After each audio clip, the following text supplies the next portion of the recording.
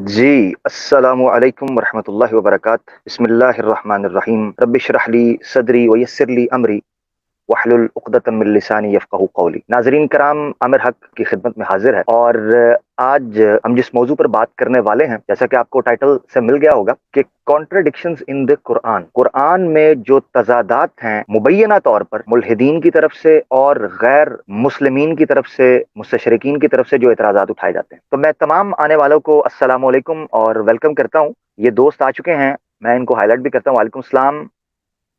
वालेकुम अस्सलाम। और हमारे बड़े प्यारे यूजर्स हैं, वालेकुम अस्सलाम। वालेकुम अस्सलाम जी तमाम दोस्त साहब आपको। तो नादरीन, आपकी स्क्रीन के ऊपर है आज का मौजू इसी निस्बत से, contradictions in the Holi Quran. क्या कुरान में तजादात हैं? तो नादरीन, बड़ी इंपॉर्टेंट गुफ्तगू ये होने वाली है और आज मैं 7 ऐसे एतराजात रखूंगा जो उस मुख्तसर 11 मिनट की वीडियो के अंदर उन मुल्हिदीन ने कुरान के ऊपर उठाए थे। यानी गोया कुरान में कॉन्ट्रडिक्शंस साबित करने की उन लोगों ने कोशिश की। मैं वो वीडियो अपलोड करना चाह रहा था, चलाना चाह रहा था, मगर नंबर एक कॉपीराइट की वजह से और नंबर दो उसकी लेंथ थोड़ी लंबी है, तो वो ओवरले के अंदर प्ले नहीं हो सकती मेरे पास, तो इसीलिए मैं उसको प्ले नहीं करूंगा। मगर मैं आपको बताता रहूंगा कि उन्होंने कहां कहां क्या क्या गलती की है, क्या क्या ज्यादती की है।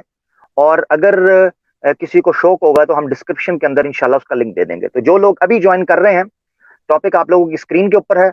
निहायत ही इन्हमाक और तवज्जो के साथ अटेंटिव होकर ये गुफ्तगू सुननी है, बहुत इंपॉर्टेंट है। सबसे पहले ये याद रखें कि किसी चीज को भी मशकूक करने के लिए उसमें एतराजात रखना और उसकी जो क्रेडिबिलिटी है, उसकी जो ऑथेंटिसिटी है, खत्म करना जरूरी होता है। कुरान ने एक चैलेंज दिया था 1440 साल पहले, ये आपकी स्क्रीन के ऊपर है, ये इन मुल्हिदीन ने भी पेश किया। सूरह निसा चैप्टर 4 वर्स 82 क्या फरमाते हैं अल्लाह ताला? औज़ु बिल्लाहि मिनश शैतानिर रजीम, बिस्मिल्लाहिर्रहमानिर्रहीम। अफला यतदब्बरून अल कुरान वलौ कान मिन इंदि गैरिल्लाहि लवजदू फीही इख्तिलाफन कसीरा। तो क्या गौर नहीं करते कुरान में?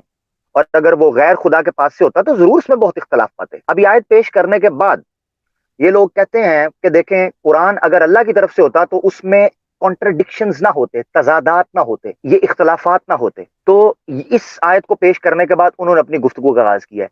करीबन जो वो वीडियो मुझे मौसूल हुई थी, वो तकरीबन 7 के करीब ऐसे थे जो उस वीडियो के अंदर उसने कवर किए हैं। तो मैं आज उन पर गुफ्तगू करूंगा। आपकी स्क्रीन के ऊपर ये मेरा नंबर नजर आ रहा है। जो दोस्त अहबाब निजी तौर पर राब्ता करना चाहते हैं, कोई मशवरा देना चाहते हैं, कोई बात इस हवाले से करना चाहते हैं, जी पहला इतराज उन्होंने क्या पेश किया, यह आयत आपकी स्क्रीन के ऊपर, सूरह अन-निसा चैप्टर 4 वर्स 15। वो इतराज पेश करते हैं, कहते हैं कि देखें, अल्लाह ताला यहाँ फरमाते हैं जिना के अव्वलीन हुक्म के बारे में, जिना की सजा के बारे में। वो कहते हैं जब कोई फाहिशा, कोई औरत जिना करे तो अगर उस पर 4 गवाह ढूंढो, अगर 4 गवाह मिल जाएं तो उनको घर में रोक लो, यहां तक कि उनको मौत आ जाए या अल्लाह उनके लिए कोई और रास्ता तलाश कर दे। अब ये कहते हैं ये आयत कॉन्ट्राडिक्ट करती है सूरह नूर की आयत के साथ। ये आपकी स्क्रीन के ऊपर, यानी पहली आयत के अंदर, यानी इस आयत के अंदर, सूरह निसा की आयत के अंदर जानी औरत की सजा ये बयान की गई है कि आप उसको घर में रोके रखें यहां तक कि उसको मौत आ जाए या फिर अल्लाह कोई और तरीका,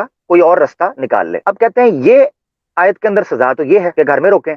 और सूरह नूर की जो आयत है चैप्टर 24 वर्स 2, आप उसमें कहते हैं कि अल्लाह ताला फरमाते हैं अज़्ज़ानियतु वज़्ज़ानी फजलिदू कुल्ला वाहिदिन मिनहुमा मिअता जल्दा। कहते हैं यहां जना करने वाले जानी या जानिया की सजा जो है वो 100 कोड़े है। कहते हैं देखें, एक जगह पर आपकी स्क्रीन पर सजा क्या है, घर में रोके रखो, और दूसरी आयत में सजा क्या है कि 100 कोड़े मारो। अब नाजरीन बड़े गौर से सुने कि उन्होंने इन दो आयतों में तजाद पेश करने की कोशिश की है। गो के शान नुज़ूल के एतबार से ये आयत मुख्तलिफ वक्त में उतरी हैं। सूरह नूर जो है वो गज़वा अहज़ाब के बाद उतरनी शुरू हुई है और गज़वा बनिल मुस्तअलक है जिसकी वजह से सूरह नूर का नुज़ूल हुआ है, क्योंकि उसमें वो वाक़या इफ़क है जिसमें हज़रत आयशा रज़ी अल्लाह ताला अन्हा, आयशा सिद्दीक़ा उम्मुल मोमिनीन रज़ी अल्लाह ताला अन्हा के ऊपर इल्ज़ामात लगे थे, जिसको वाक़या इफ़क कहते हैं। तो उसको सतही तौर पर जानने के लिए ये समझें कि इन दोनों सूरतों में गैप है। ये जो आयत है जिसके ऊपर वो एतराज कर रहे हैं कि देखें यहाँ घर रुकने का कहा गया है, इस पर जो मुल्हिद मुकल्लिद है वो ये कहता है कि चूंकि ये आयत हजरत आयशा पर इल्जाम लगने की सूरत में नाजिल हुई थी, इसलिए नबी पाक सल्लल्लाहु अलैहि वसल्लम ने जो है कहा कि ना ना ना जी, ये मेरी बीवी है, अगर इसने कुछ कर भी दिया है तो नाउज बिल्ला اس کو سائڈ پہ گھر میں روکے رکھو، تو کوئی دوسرا آئے گا نا تو اس کو ہم ماریں گے۔ حالانکہ ان کو یہ نہیں پتا کہ سورہ نور کی یہ جو آیات نازل ہوئی ہیں، سورہ نور کی ابتدائی آیات، بلکہ سورہ نور کا ابتدائی حصہ، یہ سارے کا سارا حضرت عائشہ پر لگنے والے الزام کی صفائی کے نتیجے میں تھا، اور وہ الزام ثابت نہیں ہو سکا۔ اب اس آیت میں کہیں بھی یہ نہیں لکھا کہ یہ نزول کس وجہ سے ہوا ہے، اور نہ یہ ثابت کر سکتے ہیں، مگر انہوں نے ایک الزام لگایا۔ اچھا، کانٹرڈکشن کہاں سے نکالا؟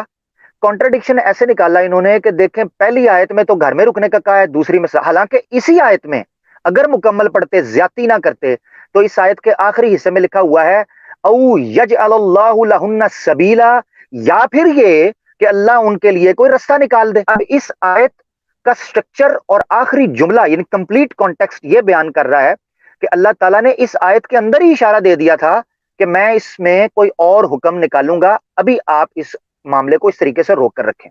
اچھا، اس کی ضرورت کیوں پیش آئی روکنے کی؟ یہ حکمت سمجھ لیں۔ کچھ لوگ کہہ سکتے ہیں بھئی حضرت عائشہ تھی اس لیے، نہ، ایسی بات نہیں ہے۔ یہ بیسیکلی کانٹرڈکشن کی بجائے ایک کمپلیٹ پروویژن تھا، یعنی کمپلیٹ آرٹیکل تھا کانسٹیٹیوشن کا، جس کا اے فریز ہے اور بی فریز ہے۔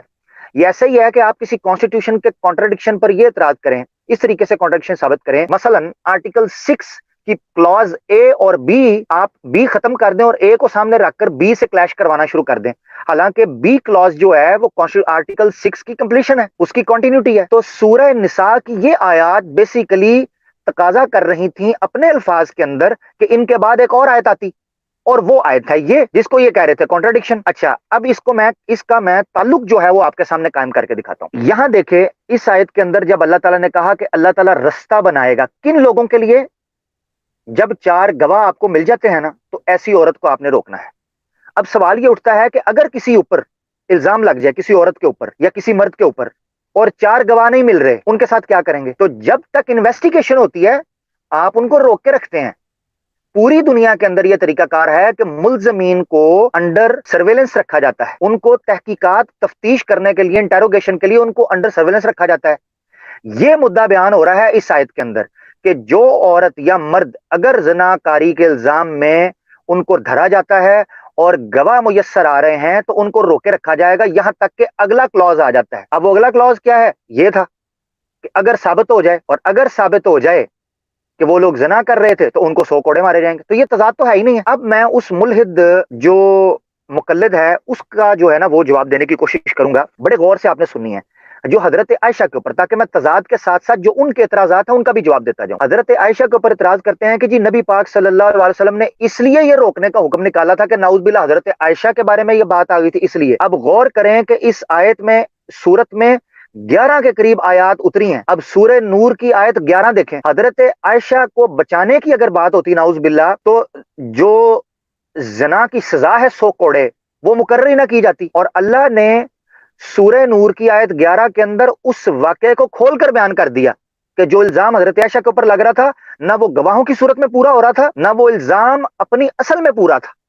ابھی اللہ تعالیٰ فرماتے ہیں تو حضرت عائشہ کو پاک کر دیا اور تمہارا پردہ کھول دیتا ہے اللہ، بے شک وہ کہ یہ بڑا بہتان لائے، تمہیں میں ایک جماعت ہے، اسے اپنے لیے برا نہ سمجھو، بلکہ وہ تمہارے لیے بہتر ہے۔ ان میں ہر شخص کے لیے وہ گناہ ہے جو اس نے کمایا، اور ان میں وہ جس نے سب سے بڑا حصہ لیا اس کے لیے بڑا عذاب ہے، یعنی عبداللہ بن ابی، اس نے یہ سارا قصہ گھڑا۔ تو یہ آیت سامنے رکھیں کہ حضرت عائشہ پر تو الزام نعوذ باللہ ثابت ہی نہیں ہو سکا، تو یہ ملحد مقلد جو ہے یہ کیسے الزام دھر سکتا ہے کہ حضرت عائشہ کے لیے قانون کو تبدیل کیا گیا، جبکہ یہ آیت آپ کے سامنے چیخ چیخ کر بیان کر رہی ہے زنا زانی ہو یا مرد ہو اس کی سزا تو 100 کوڑے مقرر کر دی گئی ہے، تو بچانے کی تو صورت رہی نہیں۔ یہ تھا پہلا اعتراض ان کا۔